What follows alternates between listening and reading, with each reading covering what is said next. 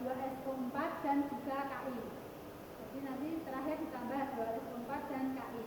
Kita sudah tambahkan H2SO4 dan Ki, kemudian dititrasi sebanyak 2 kali juga.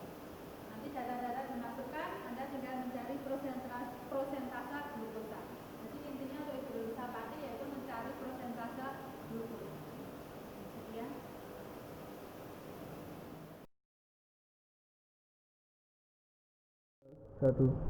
Berikut ini rangkaian alat yang kami gunakan dalam hidroliza pati, yaitu ada pendingin spiral, setelah itu ada labu leher 3, setelah itu ada termometer raksa, lalu ada water bath, setelah itu ada pengaduk merkuri. Selanjutnya, bahan yang kami gunakan dalam hidroliza pati yaitu ada asam sulfat H2SO4 4 normal dan natrium thiosulfat 0,1 normal, ada NaOH 10%, ada larutan HCl 10%, ada reagen Vehling 2, ada reagen Vehling 1, setelah itu ada kalium dikromat, ada tepung pati, setelah itu ada larutan kalium iodidat 20%, setelah itu ada indikator amilum.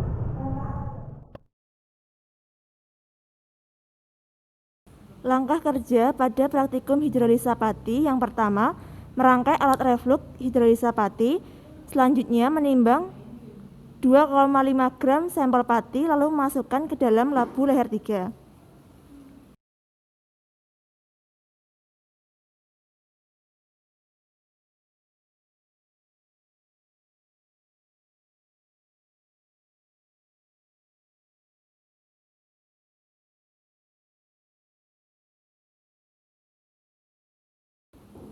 Mengambil 62,5 ml HCl 10%, lalu masukkan ke dalam labu ukur 250 ml, kemudian menambahkan Aquades hingga tanda batas.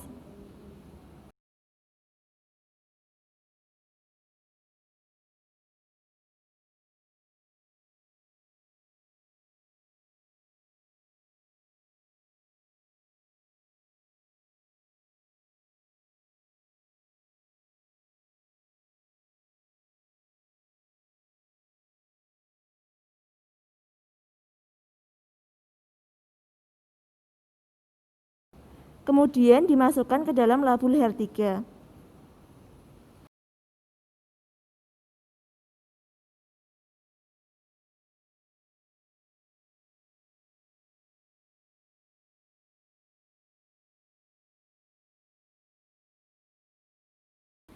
Selanjutnya menghidupkan water bath dan pengaduk merkuri.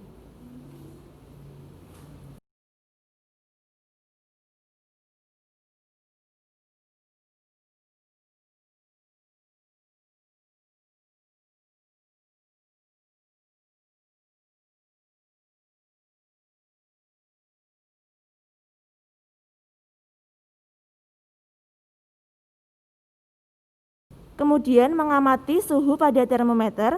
Jika suhu sudah mencapai 85,05 derajat Celcius, mulai menghitung waktu reflux selama 1 jam. Selanjutnya melakukan standarisasi natrium thiosulfat. Kemudian mengambil 25 ml kalium dikromat, lalu masukkan ke dalam Erlenmeyer.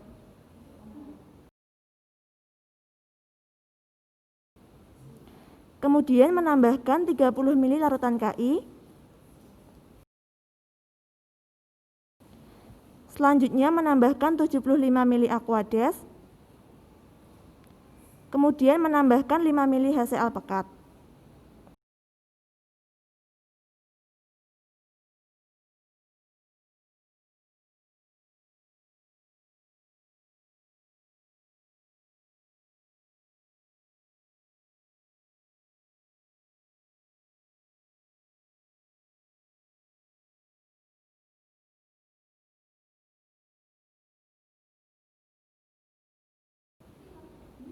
Selanjutnya menambahkan indikator amilum 3 tetes.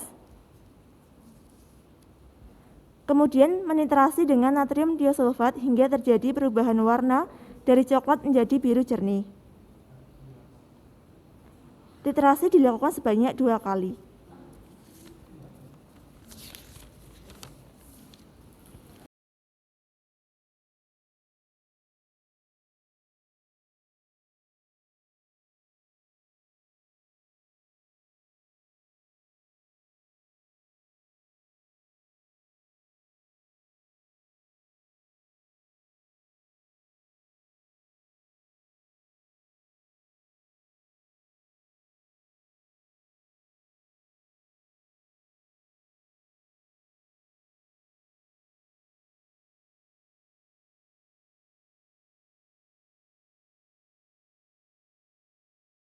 Selanjutnya melakukan titrasi Blanco dengan cara mengambil larutan Vehling 1 dan 2 masing-masing 10 ml, lalu memasukkan ke dalam Erlenmeyer. Kemudian menambahkan 25 ml Aquades. Selanjutnya memanaskan dengan hot plate hingga suhu 98,5 derajat Celcius, lalu mematikan hot plate. Kemudian mendiamkan selama 2 menit. Selanjutnya mendinginkan di penangas es hingga suhu menjadi suhu kamar, yaitu 28 derajat Celcius.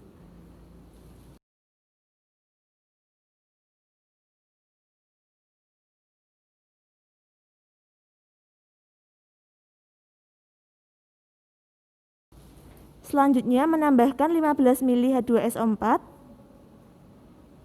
Kemudian menambahkan 10 ml larutan Ki dan akan terjadi perubahan warna menjadi warna kunyit. Kemudian menitrasi dengan natrium tiosulfat hingga berwarna putih susu.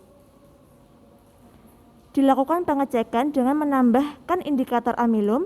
Bila terjadi perubahan warna menjadi hitam, maka titrasi dilanjutkan hingga tidak terjadi perubahan warna hitam ketika ditambah amilum.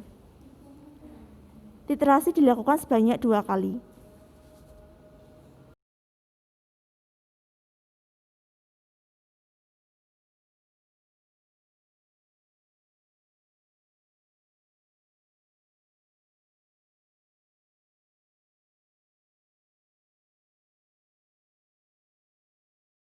Selanjutnya melakukan titrasi sampel dengan cara mematikan water bath dan pengaduk merkuri, lalu mendinginkan hasil reflux.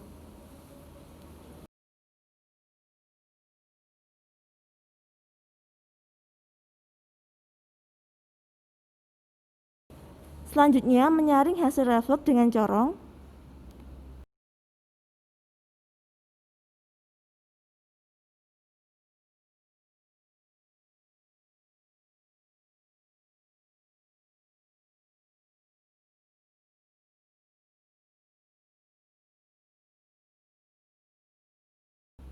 Kemudian mengambil 50 ml larutan hasil penyaringan, kemudian memasukkan ke dalam gelas piala.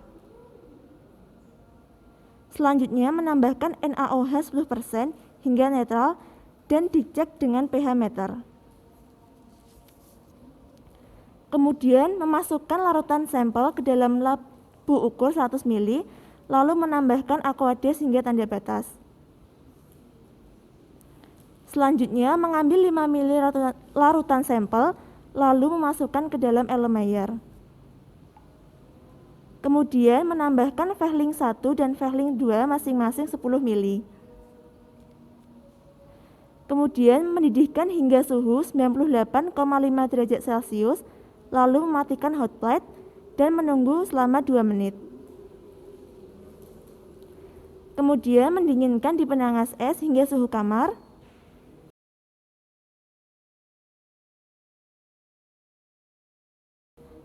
Selanjutnya menambahkan 15 ml H2SO4 dan 10 ml larutan Ki.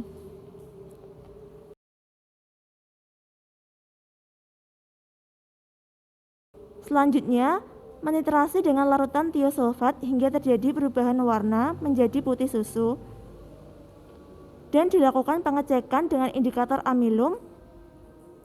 Bila terjadi perubahan warna menjadi hitam, maka titrasi dilanjutkan hingga tidak terjadi perubahan warna hitam ketika ditambah amilum. Titrasi dilakukan sebanyak 2 kali.